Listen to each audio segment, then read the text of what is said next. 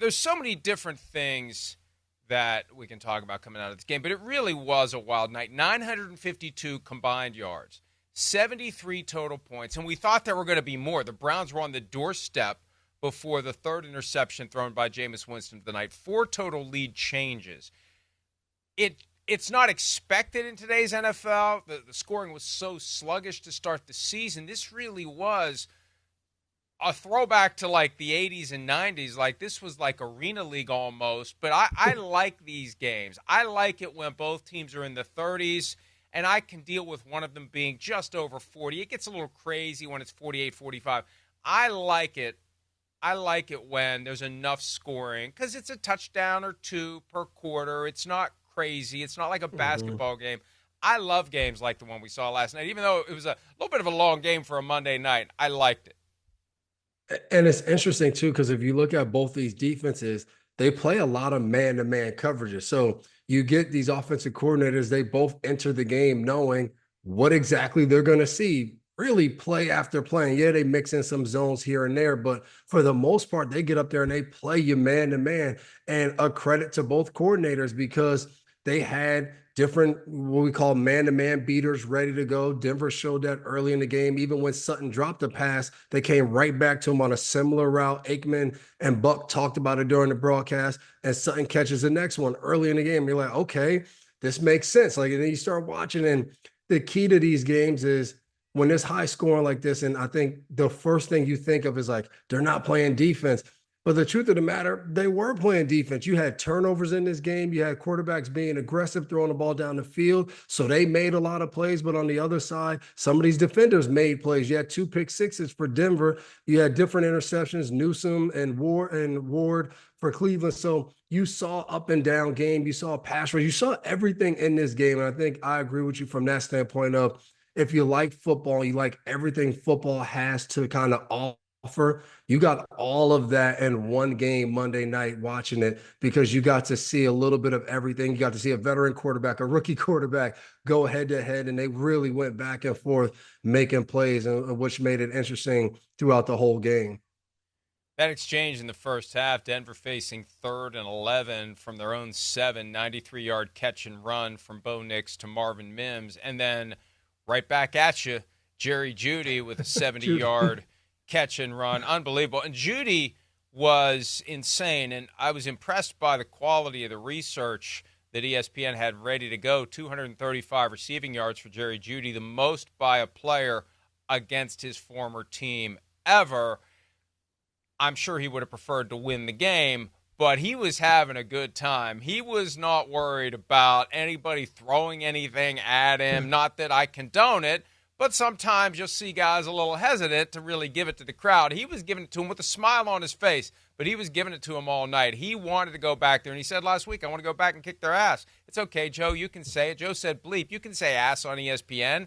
It's late. The kids are in bed. They hear it all the time, and if they haven't, they got to learn sometime. So, yeah, he was ready to go, and he delivered. And it's a shame they didn't win the game just for him because that's the big negative on what was an incredible return to Denver by a guy who never really quite fit there. And clearly after the first season of Sean Payton, they decided they didn't want Jerry Jeudy anymore. And it was fun watching because about 2 weeks ago, me and Coach Garrett were in the screening room and we're talking about Jerry Jeudy, and I'm just like, man, I thought Jerry Jeudy when he came out, I thought this guy was going to be a prolific receiver, his route running, his quickness, all these different things. And Jason looked at me and was like, I'm happy you said that because I thought the same thing. And then my brother posted last night of why we thought that. We played Denver in 2020, and he had my brother spinning like a top with his route running. So to see him go out there and perform like that, it just goes to show when guys get in situations where they feel comfortable, they're able to produce. And this all happened for Jerry Jeudy as soon as kind of Jameis Winston came in the lineup and has the ability to throw the ball all around. Look at that. We got it ready to go. Jason McCourty getting spun up like a top. What is like, whoa. I mean, that's an impressive route, even though he doesn't get the ball there. But I think a credit to him. And I think the funny thing of when you play your former team, and everyone knows how good the Denver Broncos defense has been this year. Surtain has been elite playing the quarterback position.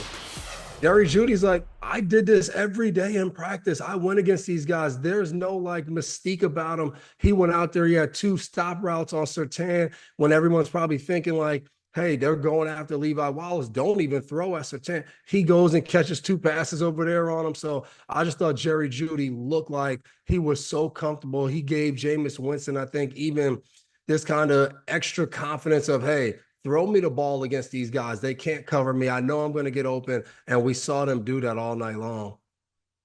Here's Jeudy from after the game on the reception that he received on his first visit back to Denver. I heard it. Right, I mean, That was a lot of moves, huh? It sounded like it. What that means? There was a lot of catches too. You know, it was high emotions, but you all, like I said before, you all want to beat the team that you used to play for, but came up short. Like I said, we got to find a way to finish, find a way to win. It seemed to kind of like I loved it. They only boo you when they know there's something great in you. That's right. They only boo you when they know there's something great in you, and he was having a great night. One of the reasons why I think he's been kind of perceived as not living up to the pre-draft hype, he was taken by the Broncos while CeeDee Lamb was still on the board, while Justin Jefferson was still on the board, and while Brandon Ayuk was still on the board. So that, I think, fueled the idea that he really wasn't living up to what we expected because those 3 guys really delivered, especially Jefferson. But they all could have been had. Any of them could have been had by the Broncos. They went with Jeudy. And again, it didn't work out with Sean Payton. Sean Payton moved on from Russell Wilson, too. Sean Payton moves on from guys that just aren't, in his estimation, part of the long-term solution. It worked out well for both sides. It definitely worked out last night. And I don't want to take anything away from Jeudy, but anybody who was covered by Levi Wallace until they got him out of the game was wide open.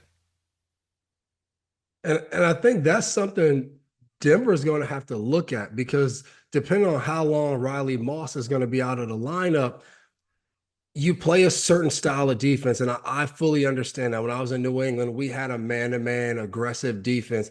And in that defense, we have 4 corners towards the end. And all throughout my career, we had different guys, whether it's Stephon Gilmore, Malcolm Butler, Darrell Revis, Aqib Talib. Like we had all these different guys in there.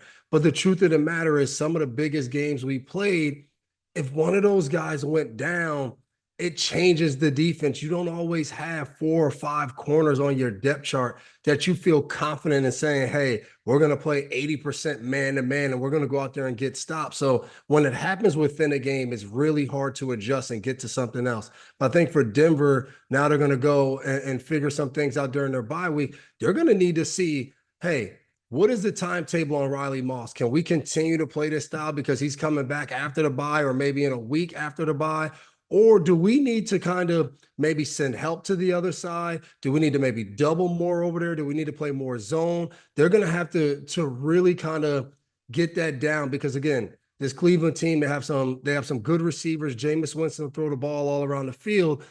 But you can't walk away saying like, hey, we just played against the best receiving core that we're going to see all year. And if they want to be successful going down the stretch and into the playoffs, when you don't have guys out there, you can't always just say, hey, we're going to do what we do. You got to adjust to what you have. And I think Vance Joseph will do that. But, watching last night, what they went out there in that game plan, they're not going to survive playing like that and giving up that many yards passing the ball.